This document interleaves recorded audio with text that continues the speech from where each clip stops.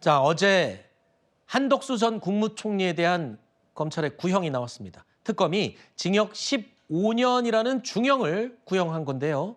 윤석열 전 대통령을 비롯해서 다른 중요 임무 종사자들 또는 수괴 혐의를 받고 있는 윤석열 전 대통령. 자, 특검 구형에 어느 정도 구형이 나올지를 이제 짐작해 볼 수 있을 것 같습니다. 그러니까 비교적 적극적으로 계엄을 만류하지 않았다는 혐의를 받고 있는 한덕수 전 총리가 징역 15년 구형이 됐다면 나머지 적극적으로 동조했거나 이를 추진한 사람들은 훨씬 더 높게 나온다 이렇게 예상할 수 있는 거잖아요. 네, 맞습니다. 그러니까 네. 일종의 바로미터가 된다 이렇게 볼 수가 있겠죠. 이제 두 가지가 중요할 텐데 첫 번째는 말씀 주신 대로 한 전 총리에 대해서 그 검찰의 특검의 구형량보다 더 높은 형량이 나오게 된다라고 한다면 사실 내란 주요 임무 종사자로서 재판을 받고 있는 다른 김용현 전 장관이라던가 아니면 이상민 전 장관에 대해서도 비슷하거나 혹은 그보다 더 높은 형이 나올 수 있다라는 점을 예상해 볼 수가 있는 거고, 두 번째로 이 한 전 총리에 대한 1심 판결이 윤 전 대통령의 1심 판결보다 더 미리 나온다라는 예상이 지금 우세한 상황입니다. 그렇다고 한다면 재판부가 처음으로 내란에 대해서 내란이다라고 인정을 할 수 있느냐, 이 부분이 중요할 것이고요. 그렇다고 한다면 그 뒤에 있을 한 전 총리에 대한 최종적인 선고가 윤 전 대통령에 대해서 이 내란죄가 인정되느냐 아니냐를 쉽게 예측해 볼 수 있는 하나의 바로미터가 될 수 있기 때문에 중요한 의미를 가진다고 볼 수 있겠습니다. 그렇죠. 자, 징역 15년 구형입니다. 검찰이 구형을 한 것이고 물론 최종 선고 판단은 법원이 하겠죠.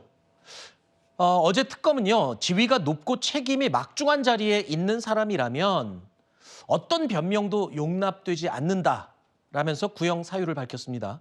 엄중 처벌의 필요성을 다시 한번 강조한 건데요. 그러나 한덕수 전 총리는요, 어제 마지막 공판 최후 진술에서 내란 가담 혐의를 끝까지 또 부인했습니다. 대통령의 위헌적이고 자의적인 권한 행사를 견제하고 올바른 정책 결정이 내려지도록 해야 할 헌법상의 임무가 있는 국무총리가 오히려 이에 가담하여 죄책이 매우 중하며 다시는 이러한 불행한 역사가 되풀이되지 않도록 피고인에 대한 엄중한 처벌이 불가피하다고 생각됩니다. 어떻게든 대통령의 뜻을 돌리고자 노력하였으나 도저히 힘이 닿지 않았습니다. 다만 비록 비상계엄을 막지 못했지만 비상계엄에 찬성하거나 비상계엄을 도우려 한 일은 결단코 없습니다. 그것이 오늘 이 역사적인 법정에서 제가 드릴 수 있는 가장 정직한 마지막 고백입니다. 끝까지 혐의를 부인했습니다. 계엄을 적극적으로 만류하지 않은 부분, 뭐 이런 부분에 지금 책임이 크게 있는 인물로 지금 지목되고 있는데, 글쎄요, 이제 1심 선고가 남아 있습니다. 선고도 지금 다른 관련 이 내란 임무 종사자들 가운데 제일 먼저 나오겠죠. 한덕수 전 총리에 대한 선고도. 선고가 연기될 여지도 있죠. 아, 그래요? 왜냐하면 이제 재판부가 이제 그 배석 판사들하고 합의를 진행하겠지만, 네, 저 주된 혐의는 내란 수괴 방조 혐의거든요. 그렇죠. 그럼 내란 수괴 방조인데 정범인 수괴에 대한 재판이 마무리되지 않은데 방조를 적용할 여지는 없고요. 아하. 그다음에 내란 중요임무 종사도 마찬가지로 내란이 있고 나서 그 내란에 가담한 형태가 중요임무 종사라는 거기 때문에 네. 결국 내란죄에 대한 판단은 물론 여기서 할 수 있겠지만 실제 그게 쉽지는 않을 겁니다. 그래서 아마 네.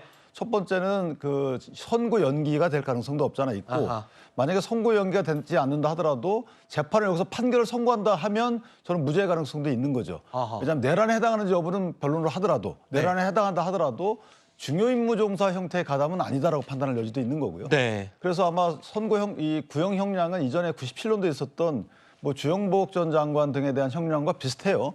그런데 실제 어쨌든 선고될 형량과 유무죄는 이전에 영장실질에서 저희가 봤지만 네. 이게 사실관계 내지 피고인의 그 당시 행적에 대한 법률 평가에 대한 다툼 여지가 있다. 네. 이렇게 보기 때문에 무죄의 여지도 상당히 크다 이렇게 판단합니다. 알겠습니다.